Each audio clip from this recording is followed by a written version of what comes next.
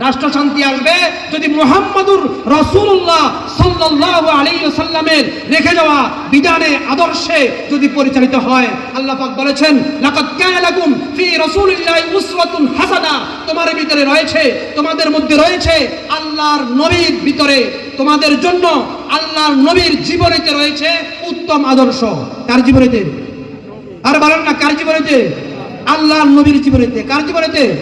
আল্লাহর নবীর জীবনীতে, আল্লাহর নবীর সিরাতে তোমাদের জন্য উত্তম আদর্শ রয়েছে। ইসলাম সব দিয়েছে। মানুষ জন্ম হওয়া থেকে নিয়ে মৃত্যু পর্যন্ত যতটা ধাপ অতিক্রম করবে, সকল ধাপে কিভাবে যাবে আল্লাহর নবী আদর্শ দিয়েছেন কি দেন নাই? আর বলেন না কেন? দিয়েছেন কি দেন নাই? সন্তান ভূমিষ্ঠ হওয়ার পরে ডান কানে আযান দিতে হয়, বাম কানে একামত দিতে হয়, ইসলামী নাম রাখতে হয়। হ্যাঁ, সে যখন কথাবার্তা বলতে পারে তাকে কোরআন শিক্ষা দিতে হবে, ইসলাম শিক্ষা দিতে হবে, ইসলামী শিক্ষা শিক্ষিত করতে হবে। সে যখন সাবালক হবে তখন তাকে ইসলামী নিয়ম পদ্ধতিতে বিবাহ দিতে হবে।